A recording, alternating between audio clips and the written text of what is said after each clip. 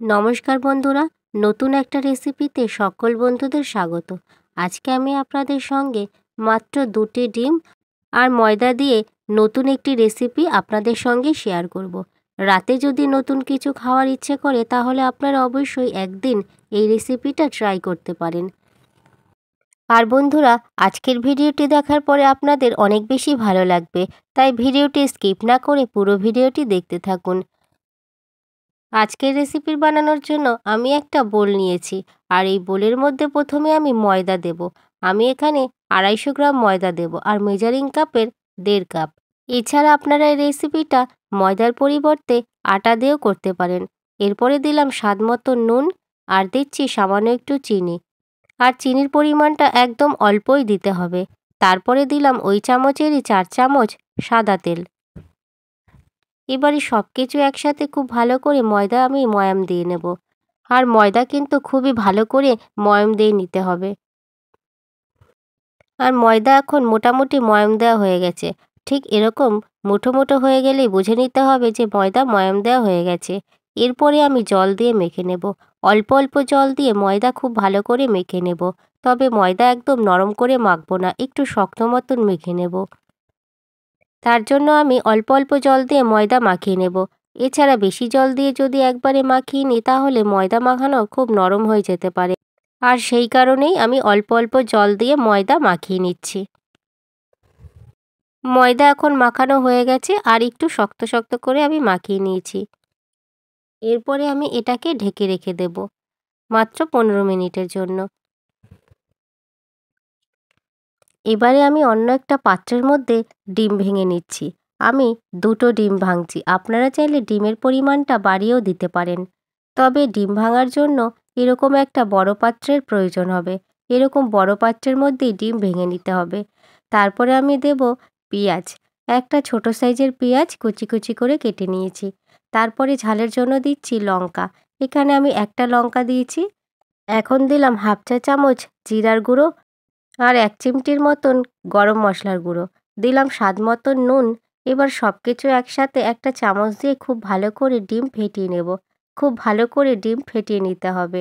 এছাড়া বন্ধুরা, এখনও যারা আমার চ্যানেলটিকে সাবস্ক্রাইব করেনি তারা চ্যানেলটিকে সাবস্ক্রাইব করে পাশে থাকা বেল অপশানে ক্লিক করে দেবেন।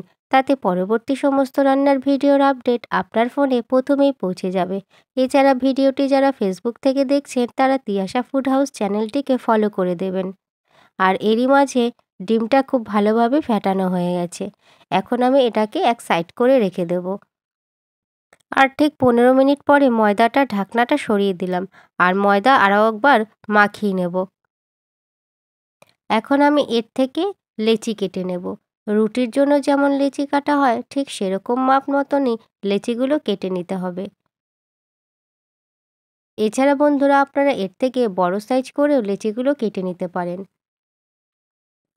লেচিগুলো কাটা হয়ে গেছে। এরপরে আমি এই লেচিগুলোকে বেলে নেব। এখন আমি একটা একটা করে রুটিগুলোকে বেলে নেব।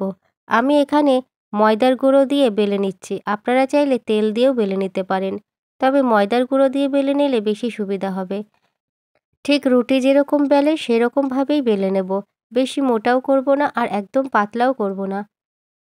তাহলে বন্ধুরা, আপনারা কিন্তু বাড়িতে একদিন হলেও এই ধরনের রেসিপি বানিয়ে নিতে পারেন। দেখবেন খুবই ভালো লাগছে। আর এখন রুটিটা পুরোপুরি বেলা হয়ে গেছে। আপনারা দেখে নিন, রুটি যেমন বেলি ঠিক সেরকমভাবেই আর সেরকম সাইজ করেই বেলে নিয়েছি। একদম কিন্তু মোটা হয়নি। আর ঠিক এইভাবেই সব কটা লেচি আমি রুটির মতন করে বেলে নেব। আরও একটা বেলা আমি দেখিয়ে দিচ্ছি। ঠিক একই রকমভাবে রুটির মতন করে বেলে নেব। সাইজটা বেশি বড় হবে না আর একদম মোটাও হবে না। সব কটা রুটি বেলা হয়ে গেছে। এই দেখুন বন্ধুরা, ঠিক এরকমভাবে আমি বেলে নিয়েছি। রুটিগুলো বেলা হয়ে যাওয়ার পরে গ্যাসের ওভেনে বসিয়ে দিয়েছি ফ্রাইং প্যান।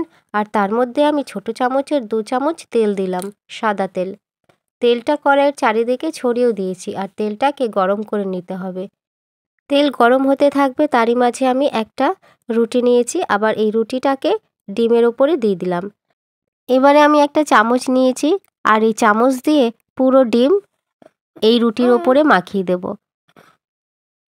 পুরো ভালো করে মাখাতে হবে যাতে কোনো রুটির সাদা অংশ না থাকে। আর বন্ধুরা, প্রত্যেকটা রুটির গায়ে ঠিক এরকমভাবে ডিম মাখিয়ে নিতে হবে রুটিগুলো ভাজার আগে। আর তারপরে তৈরি হয়ে যাবে ডিম পরোটা। তাহলে বন্ধুরা, দেখতেই পেলেন কত সহজভাবে এই ডিম পরোটা তৈরি করা যায়। এবারে আমি এই রুটিটা তুলে কড়াইয়ের মধ্যে দিয়ে দেব। ঠিক এরকমভাবে তুলে কড়াইয়ের ওপরে দিয়ে দিতে হবে। আর তেলটাও ততক্ষণে খুব ভালো করে গরম হয়ে গেছে। আর এই সময় গ্যাসের ফ্লেমটাকে মিডিয়ামে রেখে দিতে হবে। এবারে আমি ওপর থেকে ডিমের মধ্যে থেকে কিছুটা পেঁয়াজ কুচি পরোটার ওপরে দিয়ে দিচ্ছি। তা না হলে পরোটাটা পুরো ফাঁকা থেকে যাচ্ছে আর পেঁয়াজ কুচোনোগুলো ডিমের মধ্যে রয়ে যাচ্ছে। সেই জন্য পরোটা কড়াইতে দেওয়ার পরে পরোটার উপরে এভাবে আমি পেঁয়াজ কুচি দিয়ে দিচ্ছি। এক পিঠ ভাজা হয়ে গেলে এখন আরেক পিঠ আমি ঠিক আস্তে করে সাবধানে উল্টে নেব। আর গ্যাসের ফ্লেমটাকে কিন্তু মিডিয়ামে রেখে দিতে হবে, তাহলে ভাজাটা খুব সুন্দর হবে। ওই পিঠ উল্টানোর পরেও আমি এই পিঠেও আবার একটু পেঁয়াজ কুচি দিয়ে দিলাম। এরকম 3 থেকে 4 বার উল্টে পাল্টে ভালো করে পরোটাগুলো ভেজে নিতে হবে, তাহলে পরোটাগুলো খুব সুন্দরভাবে ভাজা হবে আর খেতেও কিন্তু খুবই ভালো লাগবে। সকালের জলখাবারের জন্য এছাড়া রাতের ডিনারের জন্য এই রেসিপিটা একদম পারফেক্ট। এছাড়া বাড়িতে অতিথি এলেও এই ধরনের রেসিপিটা আপনারা তৈরি করে দিতে পারেন। শুধু পরোটার চেয়ে এই রকমের ডিম পরোটা বানিয়ে দেবেন, দেখবেন একবার হলেও জিজ্ঞেস করবে যে এই ধরনের পরোটা আপনি কিভাবে বানিয়েছেন। একটা পরোটা বানানো হয়ে গেল, আরও একটা পরোটা আমি ঠিক একই রকমভাবে ভেজে দেখাচ্ছি। রুটির গায়ে পুরো ডিম মাখিয়ে আমি কড়াইতে দিয়ে দিলাম। এবারে গ্যাসের ফ্লেমটাকে মিডিয়ামে রেখে পরোটাটা খুব ভালো করে ভেজে নেব। এক পিঠ যখন হালকা করে ভাজা হয়ে যাবে তখন আর এক পিঠ আমি ঠিক এরকম আলতো করে উল্টে নেব। এই পরোটাটাও কয়েকবার উল্টে পাল্টে আমি ভালো করে ভেজে নিয়েছি। আর এই ডিম পরোটাগুলো এতটাই নরম সফট হয়, তাহলে বন্ধুরা আপনারা দেখেই নিন আজকের ডিম পরোটাগুলো কতটা নরম হয়েছে। কত সহজে ছিঁড়েও যাচ্ছে পরোটা। দেখতেই পেলেন বন্ধুরা ডিম পরোটাগুলো কতটা নরম হয়। তাহলে বন্ধুরা, আজকের এই ডিম পরোটার রেসিপি যদি ভালো লাগে লাইক অবশ্যই করবেন। কেমন হয়েছে সেই বিষয়ে কমেন্ট করে জানিয়ে দেবেন। রেসিপিটা বন্ধুদের সাথে শেয়ার করে দেবেন। এছাড়া আপনারা অবশ্যই ভালো থাকবেন, সুস্থ থাকবেন। এছাড়া পুরো ভিডিওটি দেখার জন্য অসংখ্য ধন্যবাদ।